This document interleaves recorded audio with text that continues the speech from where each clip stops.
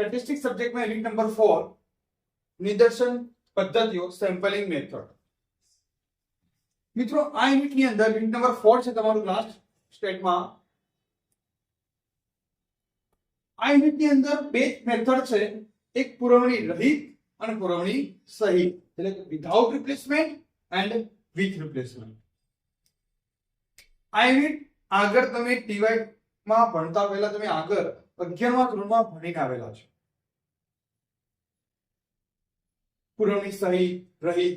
સહિત એટલે અગાઉ પસંદગી પામેલું એકમ બીજા એકમોની પસંદગી કરતા પહેલા સમષ્ટિમાં પરત મૂકવામાં આવે, એટલે કે પરત થઈ શકે તો એને પુરવણી સહિત.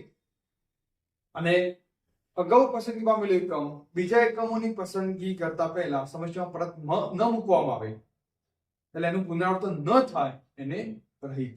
રહિત સાથે લઈ લીધું ફરીથી, એને સહિત. વિથ રિપ્લેસમેન્ટ એટલે પુનરાવર્તન, વિધાઉટ રિપ્લેસમેન્ટ પુનરાવર્તન પામતો નથી, અને વિથ રિપ્લેસમેન્ટ એટલે કે એકમ ફરીથી પુનરાવર્તન પામી શકે. એનું ફોર્મ્યુલા છે અહીંયા NCS કેપિટલ N અને small n. Capital N factorial ભાગ્યા સ્મોલ n ફેક્ટોરિયલ બ્રેકેટમાં capital N minus small n factorial. n ની n ઘાત એટલે n કેપિટલ N નો સ્મોલ n પાવર. એક ઉદાહરણ તરીકે લખ્યું છે કે માની લો કે 5 n બરાબર 5 હોય, સમષ્ટિ કેટલા હોય 5, અને એમાંથી સેમ્પલ નિર્દર્શ 2 લેવાનો હોય તો 5c2 થશે અહીંયા, અને અહીંયા 5 ની 2 ઘાત થશે એટલે કેટલા 25 આવશે. અહીંયા 5 ફેક્ટોરિયલ 2 ફેક્ટોરિયલ અને 5 માઈનસ 2 સૂત્ર પ્રમાણે, તો 5 માઈનસ 2 કેટલા થશે 3 ફેક્ટોરિયલ. 5 ક્યાં સુધી જવાના, નીચે જે રકમ મોટી હોય ત્યાં સુધી રિટર્ન જવાના, 3 અટકી જશું.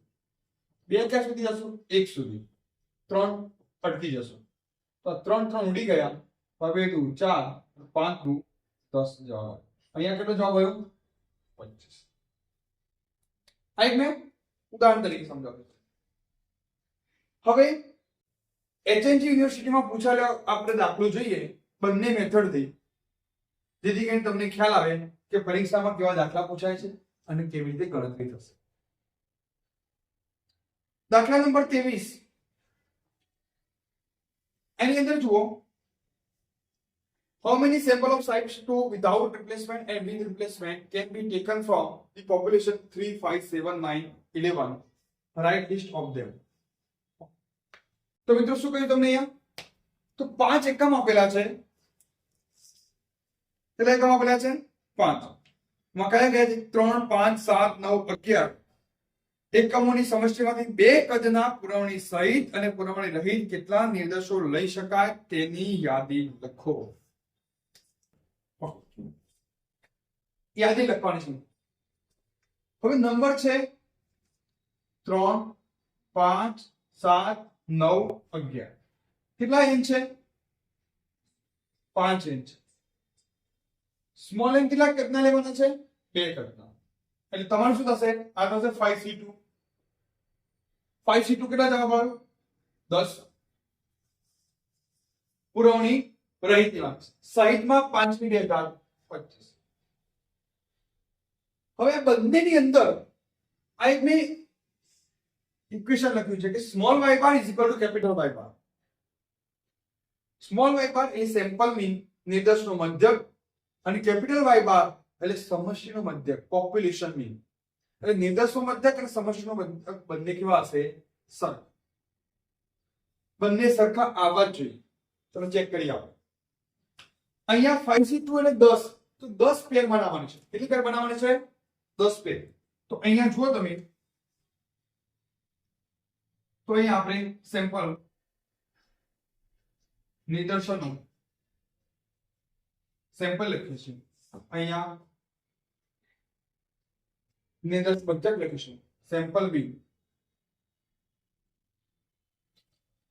હવે 10 પેર બનાવવાની છે, તો પેર કઈ રીતે બનાવશું, તો જુઓ મિત્રો ટોટલ 10 પેર બનાવવાની છે.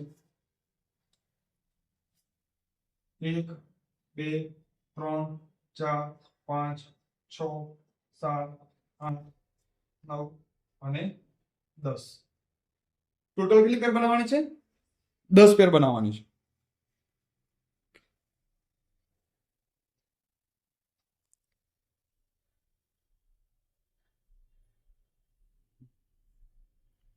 હવે 10 પેરમાં પહેલાથી શરૂ કરીશું 3 સાથે વારાફરતી. તો 3 5 2 ની પેર બનાવવાની છે.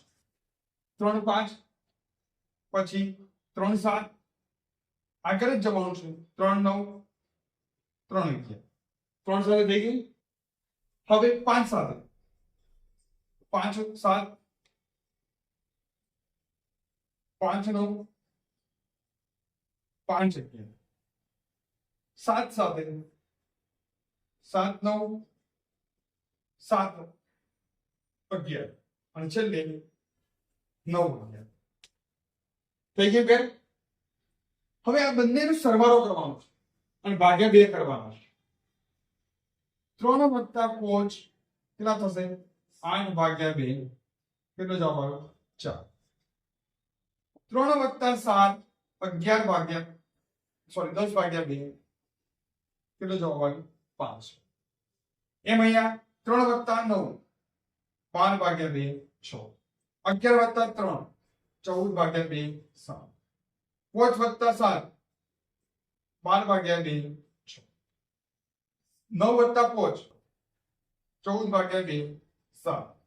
11 વત્તા 5 16 ભાગ્યા 2 8. 7 વત્તા 9 16 ભાગ્યા 2 11 વત્તા 7 18 ભાગ્યા 2 9. 11 વત્તા 9 20 ભાગ્યા 2 10. તો એ બધાનો સરવાળો કરો છો કેટલું થાય છે? 70. 70. હવે ey બાર બરાબર 70 ભાગ્યા 10 સંખ્યા એટલે કેટલો આવ્યો? 7. એક્સપેક્ટેડ y બાર.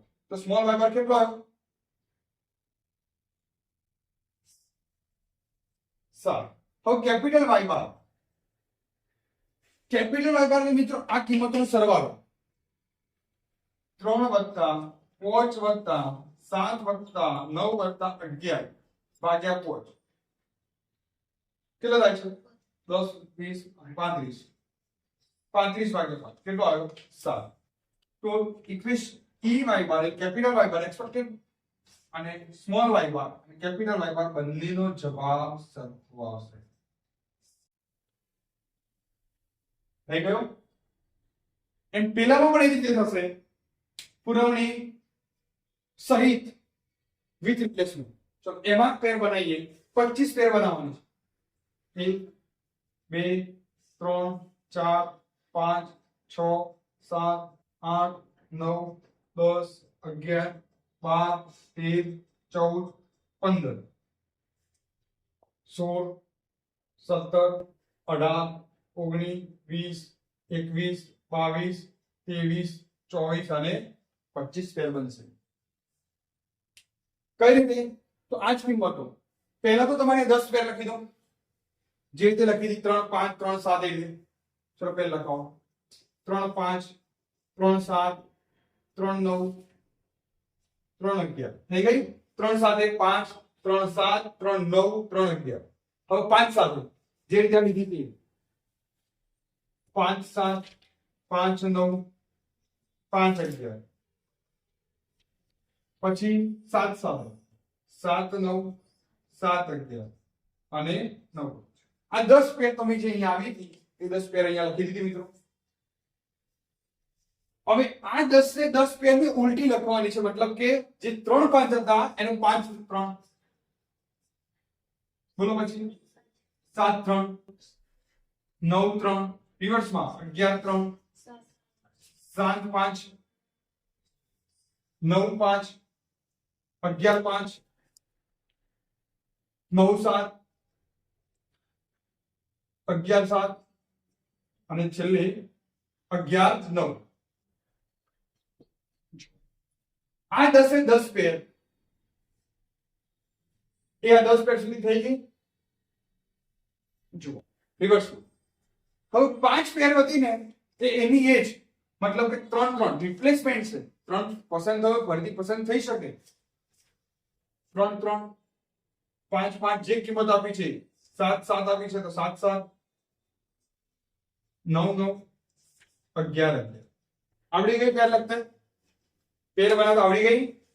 હવે જે રીતે આપણે એનો સેમ્પલ મીન શોધ્યો હતો સેમ્પલ મીન શું થશે બોલો 5 + 3 8/2 4 7 + 3 10/2 5 3 + 9 12/2 6 11 + 3 14/2 7 5 + 7 12/2 6 7 + 9 14/2 11 + 5 16/2 7 + 9 16/2 એટલે 8 11 + 7 18/2 9 11 + 9 તો 20/2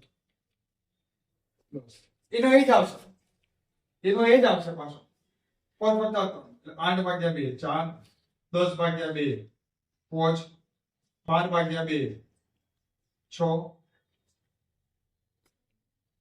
14/2 7 12/2 6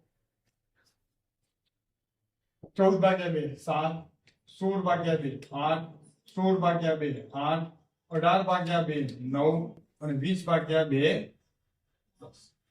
હવે એને 3 3 6/2 એની જ કિંમત આવશે 3 10/2 5 14/2 7 18/2 9 અને 22/2 11 થઈ ગયું. હવે આનો સરવાળો કરો તો આ 70 થયો હશે એનો એક સરવાળો અહીં આવશે આટલા સુધી 70 70 માં આ ઉમેર દો 35 3 + 7 + આટલો 35 થશે પેલો 70 ને 70 140 + 35 કેટલો થાય છે કેટલો થાય છે 175. હવે ઈ વાય બાર 175/25 કરો 7 આવી ગયો અને કેપિટલ વાય બાર આપણો અહીંયા શોધ્યો છો કેટલો આવ્યો 7 આવી ગયો. ઈ વાય બાર એટલે expected small sample population mean and sample mean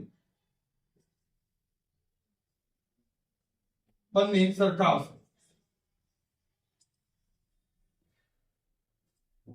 ખ્યાલ આવી ગયો મિત્રો ખબર પડી ગઈ. બસ આ એક જ મેથડ છે આમાં આવડી ગઈ એટલે સમજી લો બધું આવતું. આપણે બીજા દાખલા પ્રેક્ટિસ કરીએ. આ HNG 2018 નો પૂછાયેલો HNG 2018 માં દાખલા નંબર કયો છે 23 નો બી. દાખલા નંબર 23 નો બી છે. ઓકે ચલો